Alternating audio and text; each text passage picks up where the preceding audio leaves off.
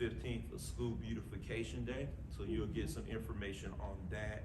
I'm gonna send a parent newsletter out tomorrow. I'm gonna have some, and I'll talk about that in a second.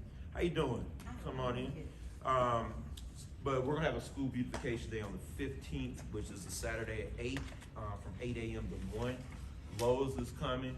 We were waiting on the district. The district was gonna give us some, well, I had asked for mulch and stuff like that, but we got tired of asking. So we went to some local businesses, and Lowe's decided, well, as one of our teachers, Alexander Sumter, went to talk to some of the managers of some of the Lowe's, Home Depot, etc. She ran into a person at one of the Lowe's up here off 78, who just so happened to have been a former graduate of the school. And they're going to basically, they're funding everything in terms of the whole front of the school. They're also going to donate some benches around some of the trees we'll have, and then we're going to probably get some picnic tables that we'll probably put in the back for classes to go outside, for teachers just to come out. Like today was beautiful. Yeah. We had our homecoming parade day. It was beautiful today. And it was great. The kids they did a really good job. So so we need parent involvement in that. But we have, and this will be in our parent newsletter I'm gonna send out tomorrow, because I also want to let parents know that we are out of school Friday and Monday. So don't send them. But additionally, we're gonna have some good news in that letter. I am privy to our graduation rate number from last year, and it's going to be good news. So we're doing some good things here. I'm proud of those students who graduated last year. Again, that cohort of the last 4 years who left. A lot of hard work by teachers, a lot of hard work by students, a lot of hard work by parents getting them to finish and go over the line. We had almost 15 graduate over the summer. They could have just tapped out, but they finished. So we're real proud of them.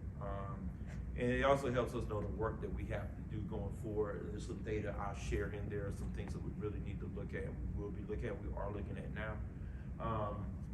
But we have the potential to, if we get this right, we get the community right. So that number is what I have to spend. That's $732,600. And there are anything with federal money, there's a lot of stipulations and hoops that you got to go through to spend it. So it looks great. They have $732,000, but there's certain things I can't buy. Like, when I'm old, so back in the day, you could use Title I money for food. So we would have like a breakfast program at some of the schools I worked at on Saturdays, and we'd pack it out because we get breakfast to kids. I mean, we would give a spread, but we can't spend it on food anymore. But that's what got parents and students to our school. You feed them, they're gonna come. So, but again, the federal government took that away from us. So I had to spend it on certain things. So one of the things I spent it on this year, instead of programs, I'm not a big program person. I don't like going into classes and seeing 32 kids on a computer. They are bored. They don't want to sit at a computer. I need teachers to teach.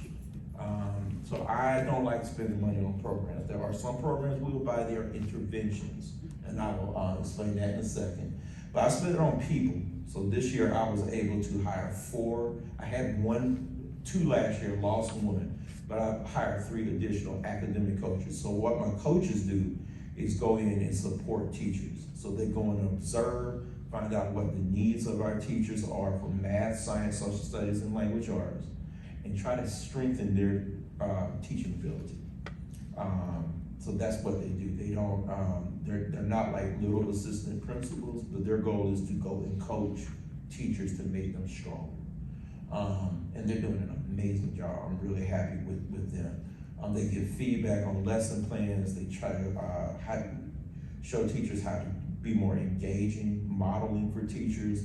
So they're doing a really good job, and I hope that they will, and I'm already seeing some growth among teachers and a willingness to work with them, which is great. So we hope that will continue to pay dividends over the years to strengthen our teachers' ability. So our graduation rate's one thing, but then comes what's called content mastery. So it's one thing to get everybody to graduate, but did they actually learn something? So that's what we're trying to do too. We want content mastery to be high, but we want them to be able to graduate at the same time. There are some computer software programs I did purchase for literacy, particularly our special education department, one I think called Edpuzzle. It takes material and puts it in more of like a graphic representation, which helps students. Numeracy math, we also purchased iExcel, not only for math, but for some other subjects. I did send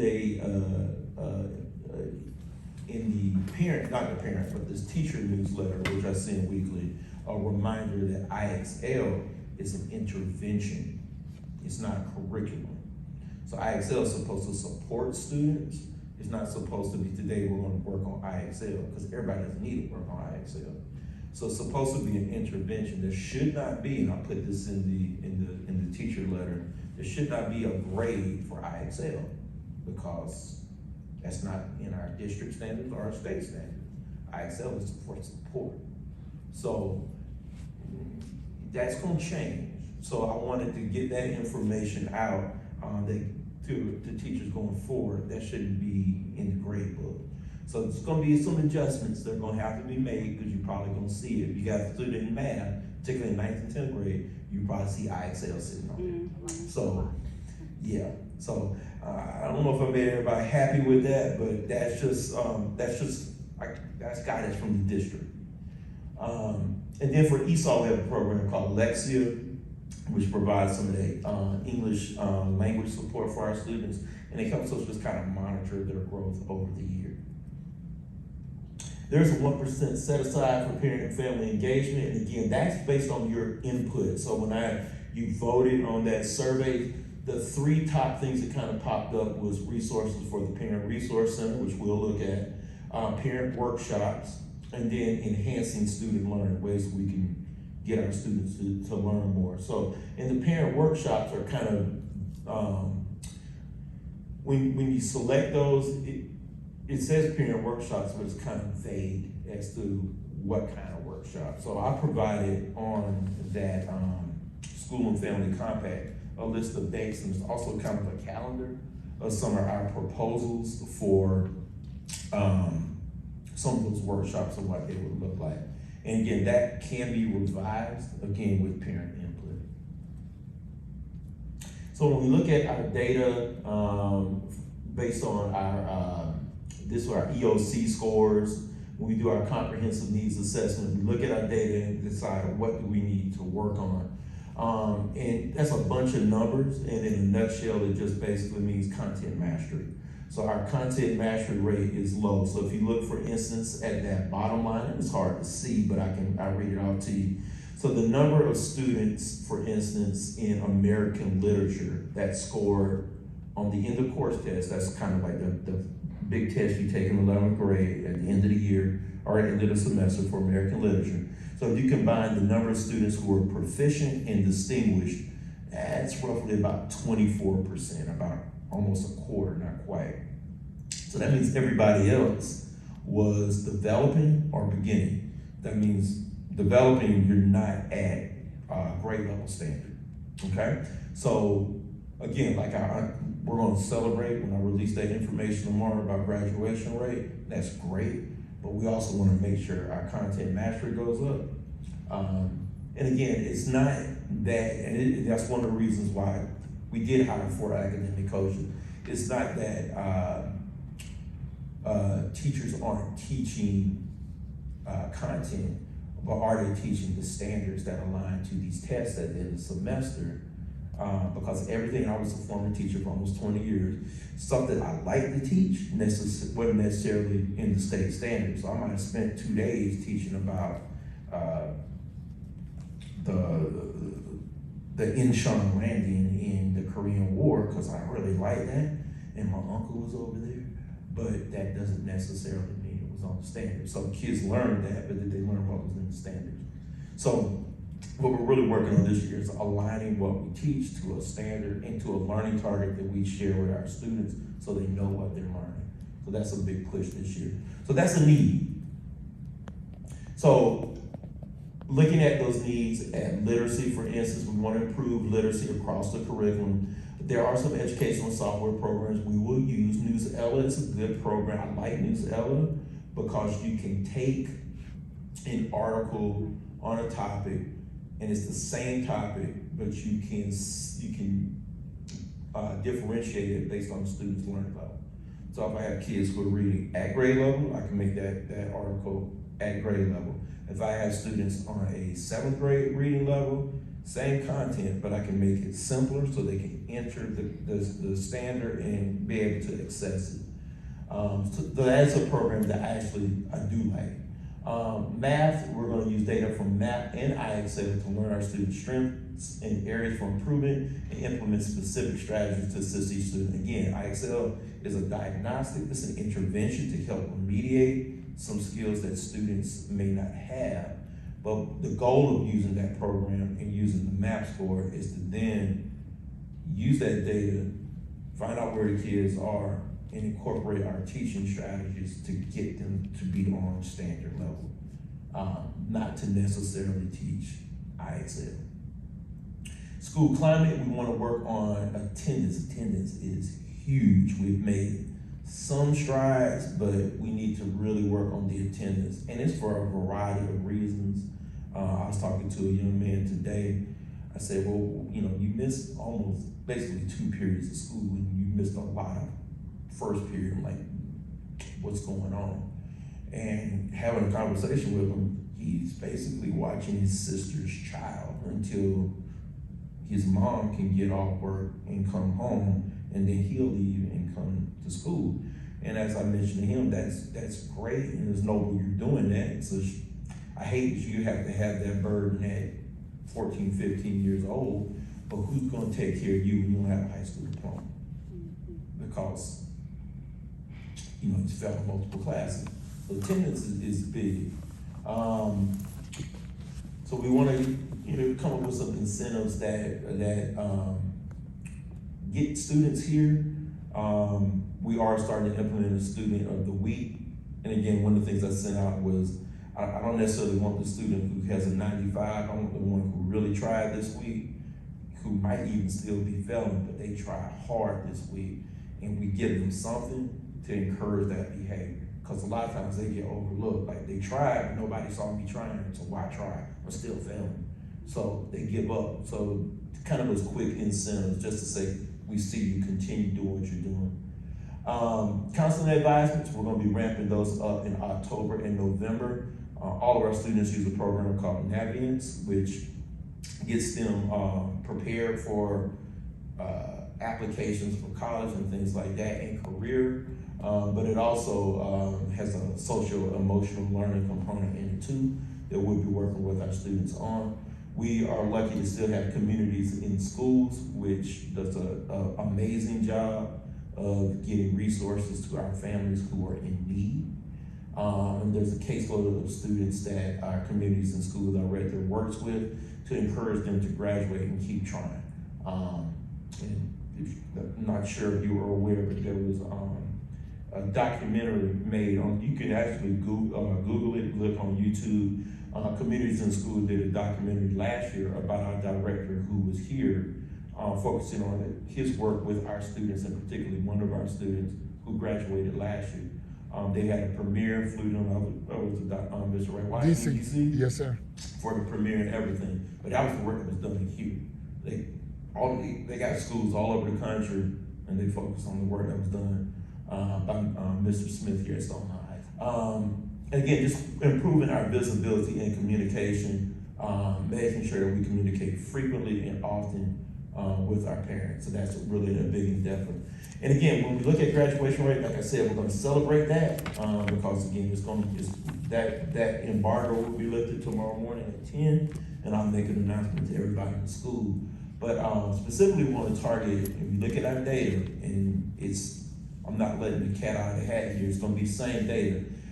Really Hispanic males, we need improvement there.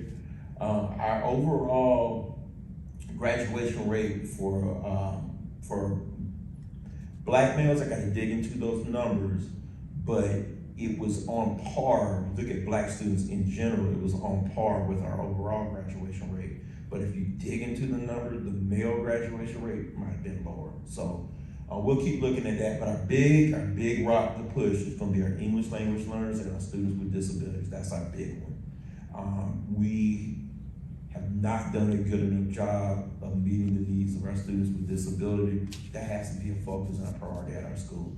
If we fix that, our graduation rate goes up, but bigger than that, their outcomes of those students' lives improve. So that's a big rock that we're gonna have to continue to push. Our school-wide Title I program, some of the programs and supports, we are in the process, we're calling the deferred model for AVID, which is Advancement Via Individual Determination. I was an AVID teacher once, a long time ago in California. But basically what it does is targets our kids in the middle and try to get them motivated and access and opportunities for college. Next year, we hope to train more teachers, and then we can be a fully implemented AVID school. And with that comes an AVID elective. And in there, all we do is really teach kids soft skills, how to take notes, how to organize. They go on college tours and college trips. We have another program called College AIM that does that too. We'll have college fairs in our school. We'll have one in November. We got a lot of programs, a lot of things going on, but we just got to communicate that better.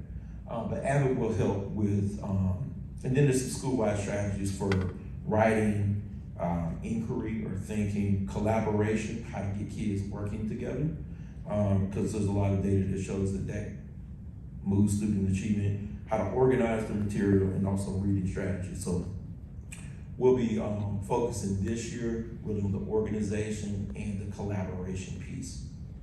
Because we got to get kids more engaged and more alive and awake in the classroom. For math, we continue to work on POE's problem solving, just steps on how to solve word problems, which was something our math department wanted to keep. They do the math protocols where they actually collaborate and work together to plan. Our math department does a really good job of meeting and collaborating when nobody tells them to. They work together to build their lesson plans and look at their own data. So they do a really good job with that. I talked about the programs that we're buying. USA Test Prep is now called like Progress Learning. So it's another way just to get data on students. Want to work on parent-family engagement, continue to improve that. And again, our parent universities, we'll have specific topics in evenings for parents to come out. A lot of that, we're going to try to double dose it. So if you look at like that calendar, you'll see parent conferences, and then right after parent conference, we'll have something. Because like I don't got y'all in the building, we want to keep y'all in the building so you don't have to keep coming back for something else. So we're going to try to do some double dipping this year. We are working on a thing called formative instructional practices, and all that is a way, it's a couple of modules from the Georgia Department of Education that just really helps teachers focus on the alignment, again, of learning targets with standards, and then providing really good, clear feedback to students aligned to those learning targets. So it's very important that when we're teaching our students, we tell them what they're learning, why they're learning, and then we go back and check and give feedback on to the students, and it's quick feedback.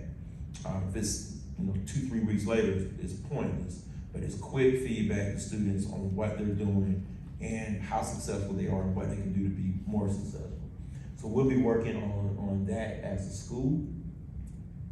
Again, I talked about the AVID strategies that we'll be working on as well. Our primary focus this year just going to really be collaboration and organization. These are all the assessments your students may encounter. So when you finish our MAP window in September, we'll do that 2 more times. We use map data in a nutshell. We're gonna have a workshop on map later in the year, so we'll talk more about how we use map. But what we're going to really do next year is use those map scores to inform parents and students based on the scores. These are the courses we think you're ready to take. So we're gonna use a database. Every kid in 9th grade doesn't need to take coordinate algebra support. Some students can take just regular coordinate algebra based on their data. Same thing with geometry. Which students can take geometry? Which students can take next year will be called enhanced geometry. So like higher levels to prepare them for higher levels of math. So the data will help speak to that. But parents need to understand what the data says about their students. So we need to share that information better and share it with the kids. The kids need to know it too. We'll do Georgia EOC milestones assessments. Again, those are coming up in December in those 4 topics. 9th grade, coordinate algebra, US history, and American literature in 11th grade. Most of our students take biology in 10th grade, but not all. So when we look at our data, and there's 9th graders who are ready to take biology in 9th grade, and can take higher levels of science later, we're gonna put them in biology. Okay, give them that challenge. Access is for our English language learners. They take that, and then at the end of the year, we can see, are they ready to exit getting services for English language support. GAA is for our students. It's kind of an alternative graduation track for special education students. Not all special education students are on GAA. It's really our students in our ID class or intellectual disability courses.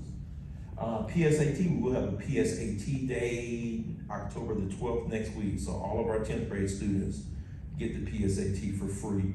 So we'll test all of them throughout the building, and they'll get data. If they align that data, I believe through like Khan Academy, they kind of get like a free practice guide for the SAT.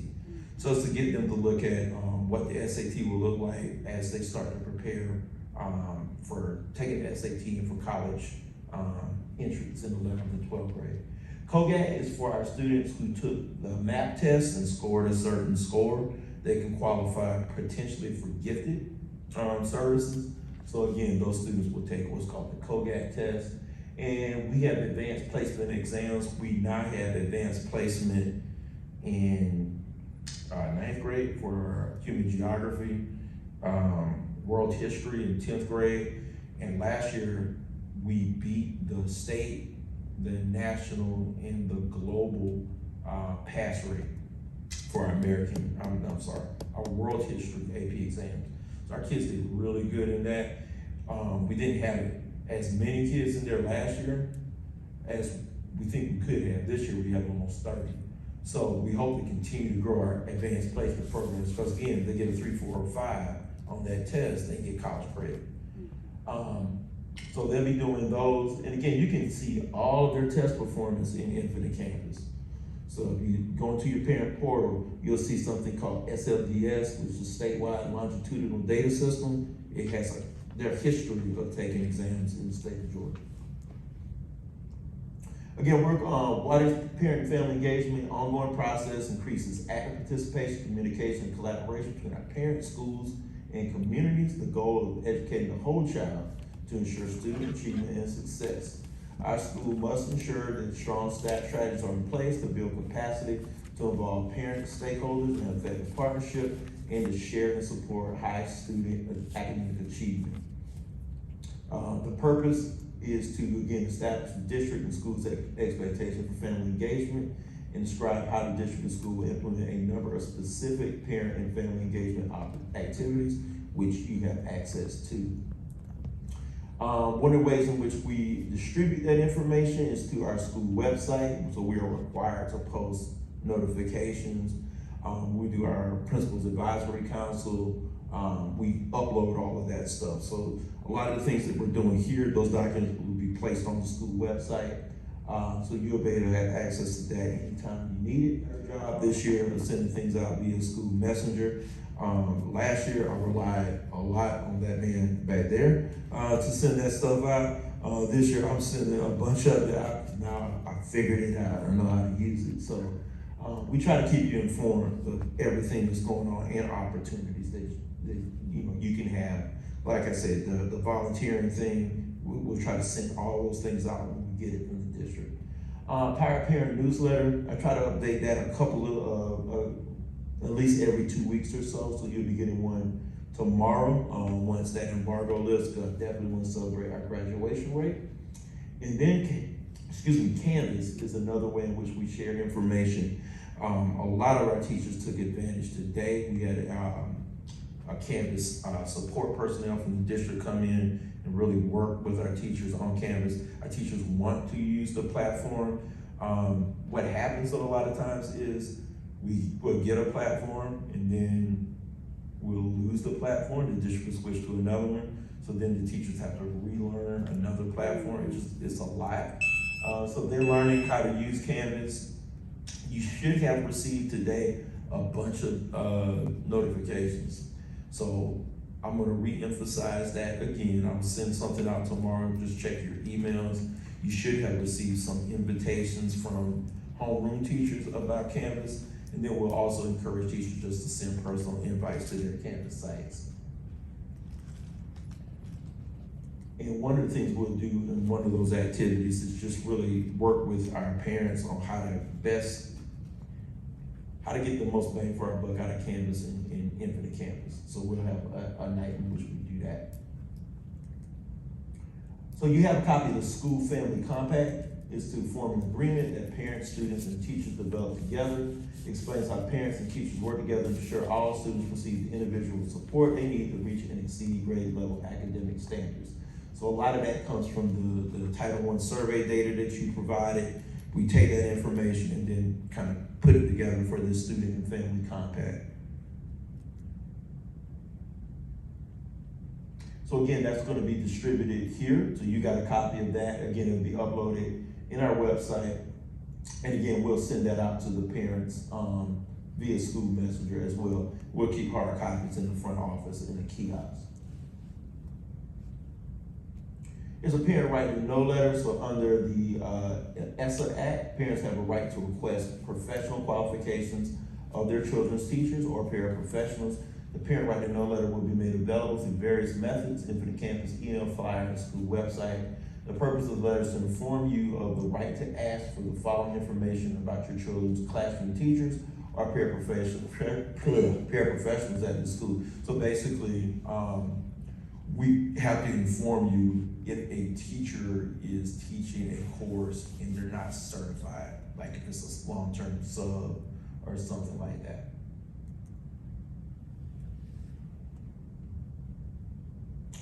There are ways in which parents can volunteer and engage. We do have the Parent Advisory Council, which we have parents run for, and again, I'll be sharing that roster out. Hopefully I'll get it this week, and I'll be sharing that information out soon. There are other ways in which parents can volunteer. Again, that information was also provided by the district, but we'll be asking for things, like I said, with our beautification day on the 15th. We're just asking for parents to come and just help us just beautify the school. One of the things we'll be doing is, if you look at our parking lot, it's hard to see the parking lines because they're just wore out. So painting lines, putting mulch, things like that. I would just need help with helping us give a facelift to our building. Parent and teacher conferences, again, that's coming up. There'll be two. There's gonna be one, like I said, on the 19th, and then there's gonna be one in February. So we'll have, the one on the 19th will be right after the 9-week grading period. So half the semester will be done for your students. So it's a great opportunity, a good time to kind of say, you know, what's going on, but you still have time to intervene and get that assistance. And again, PTSA, we're trying to resurrect PTSA. It's a struggle because I gotta have more people in a room to have an election. And that's just been a struggle. So we're trying to revive it, but we'll keep working. If you have any interest in any volunteer opportunities, that's my administrative assistant. And again, this will be uploaded as well, but you can contact her and she can get information to you. It's Tiny Taylor. Any additional questions or comments that you might have based on just Title I what it is and what we're spending it on, or what we should be spending it on.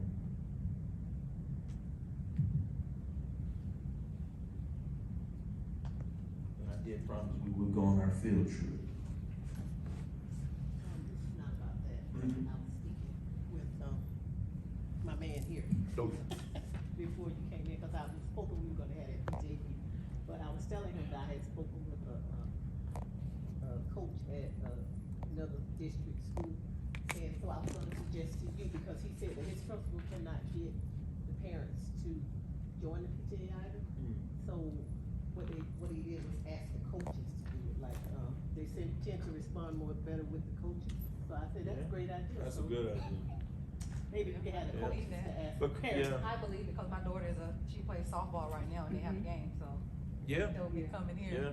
yeah, cause I have Weeks cars ago. streaming right by the school to pick them up, you know, so that's a good idea. I like that. Any other questions, comments? Lord, there's some questions about, the athletics department and, how funds are allocated for the students in that way.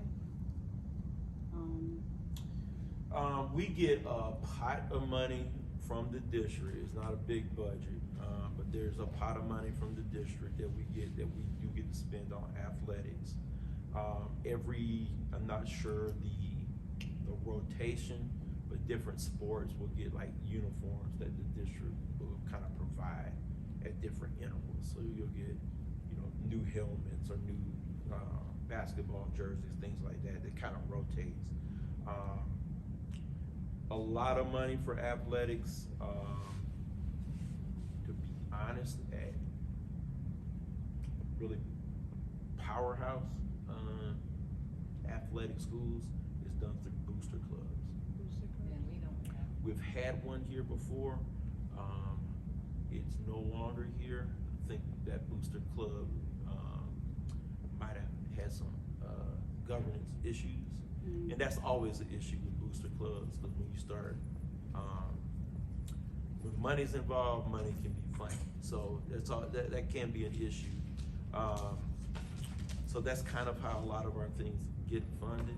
But a lot of times we just need to know, because sometimes we don't, like, I won't know. There'll be people who will say, I think we bought, what was it last year? Somebody bought something for, it was either softball or volleyball or cheerleading, but somebody just donated some money. Like, what do you need? I'm like, well, we need something for this, and then we'll have people donate. So sometimes it's just knowing. I know, for instance, one of the next things I asked for, just based on my observation last year, like when I saw, I was at a game at the end of the football season last year, and I noticed our girls had on just a regular like cheer outfit. It was cold, it was raining, and then I saw the other schools, they had on like tights and hoods and stuff. It's a different school, a totally different, demographic thing, and they can ask their parents for X amount of money and they'll get it. And it's not the case here. But if I have somebody who wants to donate some money, I can ask for stuff like that. So just things we're looking at, working on. One thing I'm trying to buy with Title I money, as a side note, I can buy things like book bags. What I'm struggling is to find like the clear book bags with supply. It's a catch. So you can't buy a book. Is it as functional as it can be?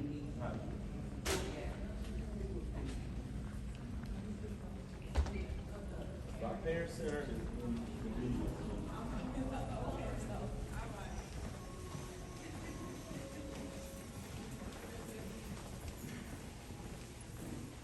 and particularly this time of year, it gets darker early.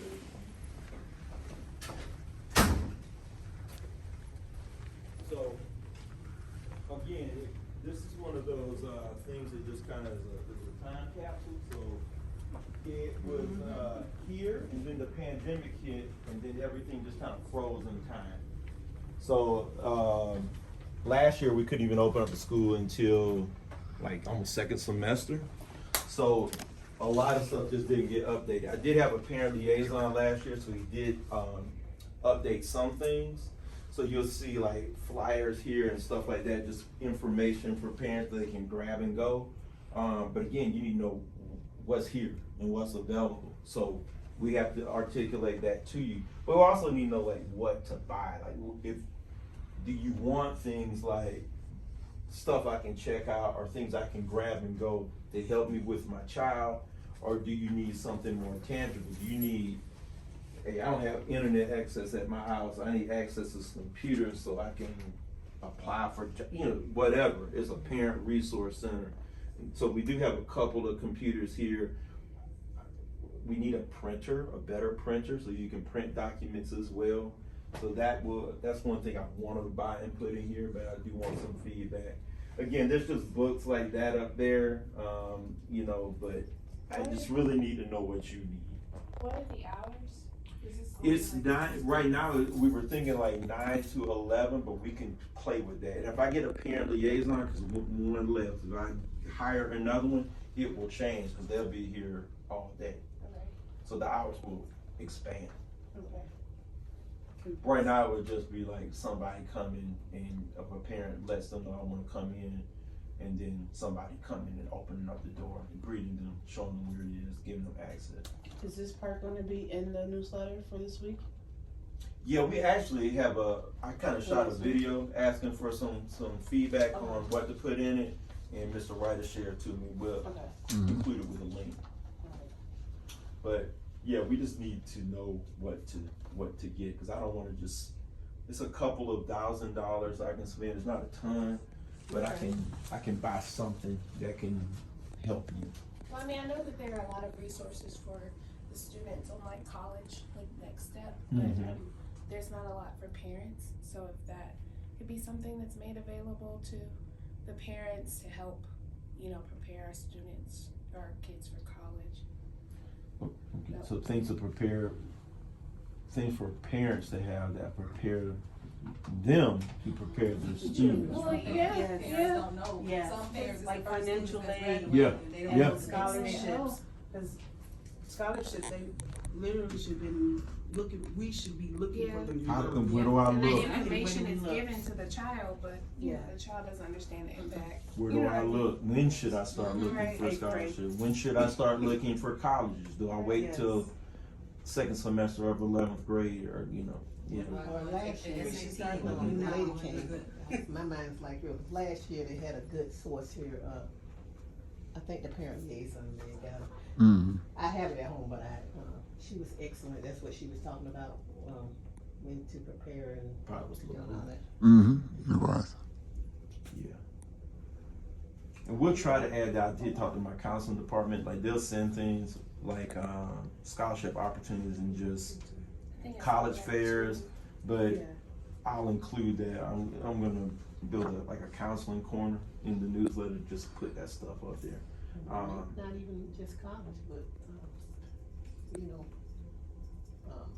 Trade. Yeah. Yeah, we're gonna have, and that's on one of those handouts, we're gonna have one of those nights, it's just gonna be a non-college Saw that. path. So, he's gonna graduate, but I don't know if he wants to go to college, but what's he gonna do? Right. What's available out there. And that's something I also really wanna get out, more. We have a thing on there about, what I need to graduate, that's one of the nights we'll have. Cause a lot of times parents just don't know what their students should be taking. So for instance, we take 2 bus loads in the morning and in the afternoon to the CAB School of Technology, North and South. And they're amazing, trade opportunities. They can get certified before they graduate. I mean, they're hiring almost at a 100% clip as automotive technicians at the CAB North. And, if I'm not going to college, I don't need to necessarily stay here and take drawing 2. And I don't want to take drawing. It's just another class because I don't want, but I could take the bus and go over there and get certified and start making some money. So, yeah, they need to know that. And we'll probably try to plan it for that night. We'll have representatives from those schools, some of those tech schools and military, just to kind of be there, provide info. We did a lot of that last year. Mr. Harold, one of our teachers, did a lot of things to expose our seniors to some trade schools and things like that, which I love. But what we often do is we wait till they're in 12th grade, and they're gone. Yeah. So it's letting them know early on, these are different options for you. So, yeah. Yep. And like those things over there, those are just books that we have. I'm probably just gonna give them away one day to kids. But yeah, just what you need. We just need to know what you need. So, yeah. If we need more computers, we'll get more computers. Is there Wi-Fi access? You can bring our own computers. Bring your own device. You can bring it. I'm not sure. There is a district link to help do that. The kids know how to do it better than I do. So because they bring their own, they figure it out. So yes, you can. Yeah, that's available. But yeah, just let us know. Because it doesn't have to be necessarily just something for your kids. Because if it's something that's going to help you navigate your life as a parent and as an individual, that's going to help your kids in any way. Because people, I'm a parent, and it's hard. Like I try to tell people, I try to remind folks. Well, the parents have, they got parent portal. They can see all this stuff. I'm like, yeah, they can. I have it too for my kids. I also know when I go home, I'm tired and I'm beat. Sometimes I don't just have. It's hard sometimes to have the energy just to open that up because you don't want to deal with that fight. And then you have to talk. It's a lot. But if I get a call, just say, hey, I'm noticing this. This is what they can do, and I'm available at these times for a tutorial to help. It's just a big help. So, just things like that as well. So we can provide things for the parent, the person, not necessarily just for the kid. Let us know. All right. So I'm gonna close you up because I know it's getting late, but I do want to thank you again for coming. And thank you for being a soldier and sticking around for the whole time. But no, I appreciate all of y'all. And again, if you have any ideas or any comments, just please email me, give me a call, and I'd be glad to talk with you and work with you.